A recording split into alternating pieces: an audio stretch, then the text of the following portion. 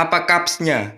Semoga baik-baik dan dimanapun kalian berada, yang di desa, di kota, di Mars, di dalam sel, di gunung, laut, hutan, di alam barzah, semoga dimudahkan dalam setiap usaha. Dead Snow adalah sebuah film komedi horor buatan Norwegia yang rilis tahun 2009. Bercerita tentang 8 mahasiswa kedokteran yang akan berlibur ke pegunungan bersalju. Saat malam pertama, mereka didatangi seorang pendaki lain yang memberitahu tentang sejarah mengerikan di tempat ini. Tapi mereka tidak memperdulikannya dan tetap lanjut merayakan liburannya. Sampai akhirnya, bahaya benar-benar mengancam mereka. Di sepanjang film, kalian akan melihat adegan sadis, tapi juga dicampur dengan komedi.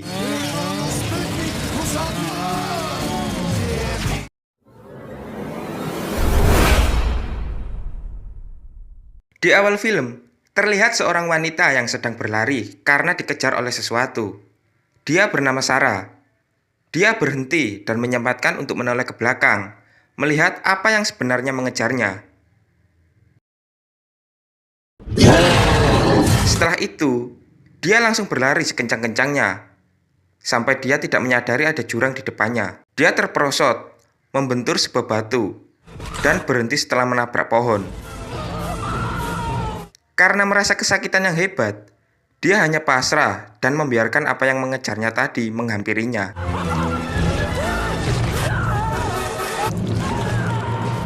Lalu scene pindah, terlihat dua rombongan mobil. Di mobil bagian depan, diisi oleh para pria yang bernama Martin, Vegard, Erlen, dan Roy. Dan di mobil kedua, diisi oleh para wanita. Mereka adalah Hannah, Keke, dan Chris. Mereka semua adalah mahasiswa kedokteran dan akan pergi berlibur ke sebuah pegunungan bersalju. Dan sesampainya di sana, mereka melanjutkan perjalanannya dengan berjalan kaki. Vegard akan pergi lebih dulu dengan menggunakan motor salju untuk menyiapkan kabin yang akan mereka gunakan selama berlibur. Dan teman-temannya yang lain akan menyusul dengan berjalan kaki. Akhirnya, sampailah mereka semua di sana. Dan mereka pun mulai bersenang-senang di atas tumpukan salju.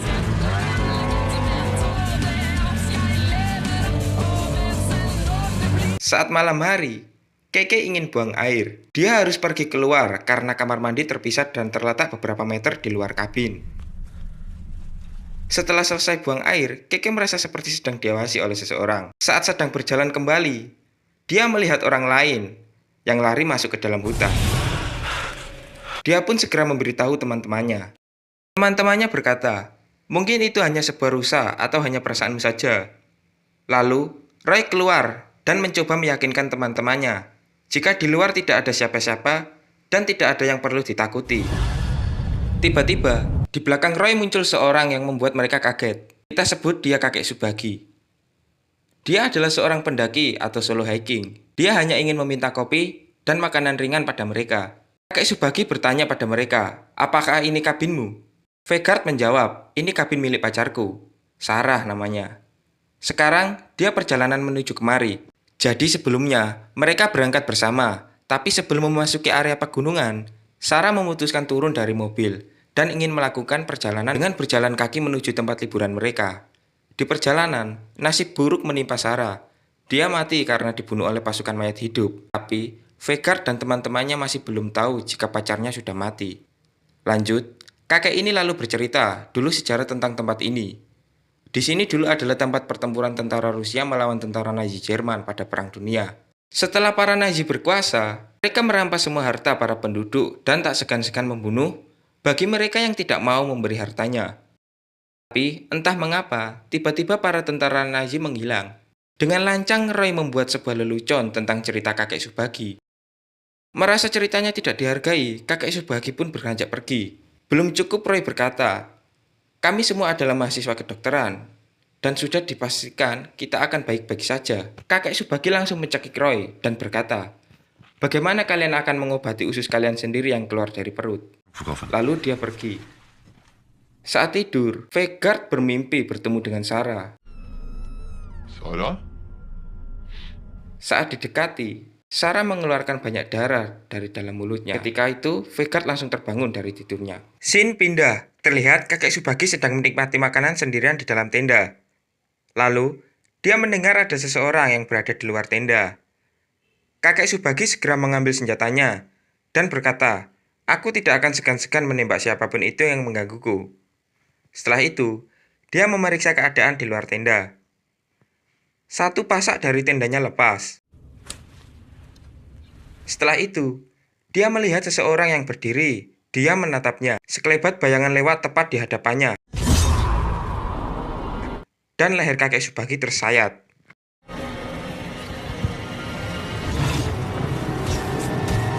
Esoknya, Vegard berniat mencari Sarah, karena dia tak kunjung sampai setelah beberapa hari. Vegard berpesan pada temannya, jika dia tidak kembali besok, ikuti jalur motor ski, kembali ke mobil dan cari bantuan. Saat sedang makan, Vegard melihat sebuah tenda.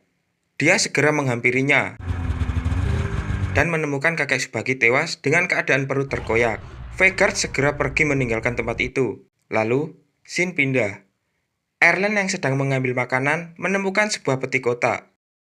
Saat mereka membukanya, isi dalam peti itu sebuah harta emas. Salah satu koin tertulis tahun 1942. Mereka segera berebut mengambil, tapi Martin segera menutup peti itu dan berkata, "Lebih baik kita menunggu Vegard dan Sarah kembali dulu." Di tengah keputusasaan mencari kekasihnya, Vegard menemukan sebuah jejak kaki. Saat mengikuti jejak itu, dia terperosot jatuh ke sebuah lubang. Malamnya di kabin, saat mereka berpesta, Erlan kebelet buang air. Belum selesai, Chris tiba-tiba datang dan duduk di atas Erlan. Dan terjadilah skandal yang berjudul, "Temanku pemuas hasratku saat ingin menyerangku." Saat kembali, mereka bertanya kepada Erlan, "Apakah kau melihat Chris?" Erlan hanya senyum-senyum bangsat merasa bahagia. Di dalam toilet, saat Chris akan mengambil sebuah tisu, dia terkejut dengan orang yang mengintipnya. Lalu, dia terjatuh ke dalam septic tank bercampur dengan kotoran. Saat dia terjatuh, sesuatu melukai perutnya. Hana yang mendengar teriakan dari luar segera mematikan musik. Lalu, dia mencoba keluar dan memanggil Chris. Hana yang khawatir dengan keadaan Chris menyuruh teman-temannya untuk mencarinya. Lalu, Erlan dan Martin menemukan sebuah tas. Tas itu adalah milik Sarah. Saat Hana melihat keluar jendela, dia menemukan Chris. Tapi Hana yang syok segera mengunci pintu dan menumpuk barang-barang yang ada di balik pintu. Keke yang penasaran mencoba melihat ke jendela.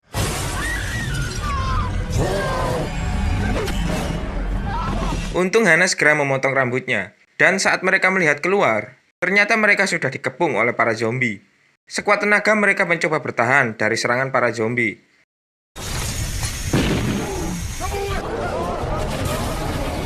Erlan yang lengah tertangkap dan diseret keluar jendela. Teman-temannya mencoba untuk menyelamatkannya, tapi nasib naas padanya. Mereka pun berhasil bertahan sampai pagi. Mereka berencana kembali, tetapi jejak motor ski milik Vegard sudah tertutup salju, dan hanya Vegard yang tahu jalan kembali. Mereka berencana untuk membagi dua tim. 2 orang turun mencari bantuan, 2 lainnya menunggu Vegard dan memancing para zombie, agar para zombie tidak mengejar Hana dan Keke saat pergi mencari bantuan. Terlihat Vegard yang sudah sadar dari pingsannya setelah terjatuh. Dia menyalakan obor dan memeriksa isi di dalam gua. Dia menemukan senapan mesin lengkap dengan peluru dan bendera Nazi yang menempel di dinding gua. Semakin penasaran, Vegard memeriksa deretan helm tentara dan menemukan potongan kepala kekasihnya. Dari belakang Vegard muncul seseorang. Dengan spontan, dia langsung memukulnya menggunakan obor. Vegard menantangnya, tapi dia langsung terlempar keluar dari dalam gua. Lalu, keluarlah sosok zombie yang lengkap menggunakan seragam perang.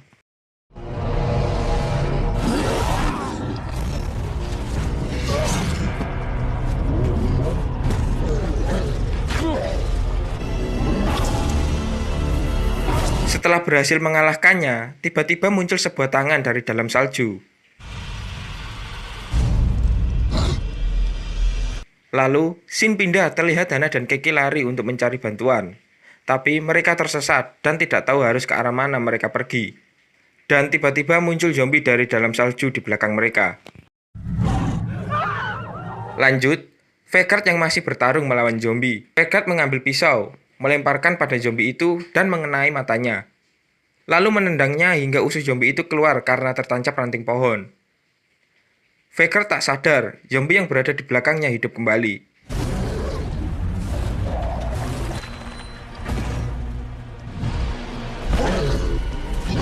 Scene pindah, melihatkan Hana dan Keke yang terpisah karena kejaran para zombie. Saat Keke sedang berlari, dari arah sampingnya muncul sebuah zombie yang memukulnya dan membuatnya pingsan. Saat terbangun, dia sudah melihat perutnya yang terurai. Di kesempatan terakhir, dia mengambil sebuah granat dari zombie itu. Dan akhirnya keluarlah pemimpin mereka yang bernama Herzog. Di saat mereka mencoba bertahan dari serangan para zombie, Roy membuat ide dengan membuat sebuah bom molotov. Tapi bodohnya dia malah melemparkannya ke dinding. Bertengkarlah mereka. Martin, maaflah aku tadi salah lempar. Bodohlah kau Roy, menyesal aku berteman denganmu. Kurang lebih begitu percakapan mereka. Dan kabin tempat untuk mereka berlindung terbakar. Terpaksa mereka harus pindah ke gudang kecil yang berada di seberang. Tapi, saat di dalam gudang, mereka menemukan peralatan-peralatan berkebun yang lengkap. Vegard yang lehernya terluka, menjahit sendiri lukanya dengan menggunakan benang dan kail pancing. Setelah itu, dia mengambil senapan mesin dan memasang di kendaraannya.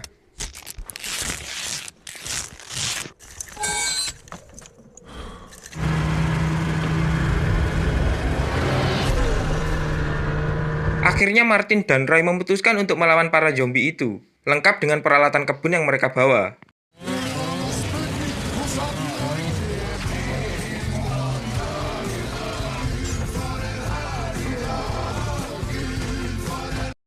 Dan Vegard datang menembaki para zombie-zombie itu.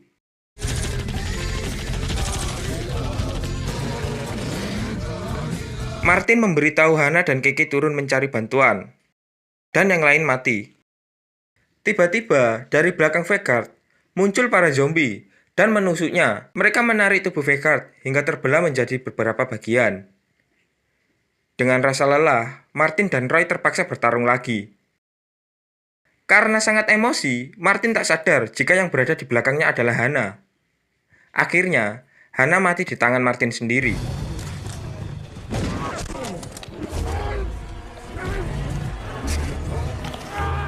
Tangan Martin tergigit. Karena sering menonton film zombie, dia takut tertular dan memotong tangannya sendiri. Setelah memotong tangannya, tiba-tiba zombie yang dibawa Martin hidup dan menggigit otongnya. Mau tidak mau Martin harus. Sekarang tinggal Herzog sendiri. Tiba-tiba Herzog berteriak. Dan pasukannya muncul kembali dari bawah salju.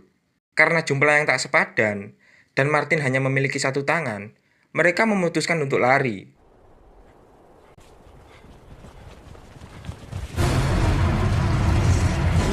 Dari samping Roy, Herzog memukulnya dengan palu. Dia menabrak pohon, dan langkahnya terhenti, karena usus Roy tersangkut di ranting pohon itu. Saat Roy tumbang, Herzog mengambil sesuatu dari kantong Roy. Setelah itu, Martin sadar. Herzog dan anak buahnya hanya menginginkan harta mereka dikembalikan. Martin segera kembali ke kabin dan mencari harta itu. Beruntung, harta itu tidak ikut terbakar. Setelah itu, Martin berhasil kembali menemukan mobil mereka. Saat akan menyalakan mesin, sesuatu terjatuh dari kantong Martin.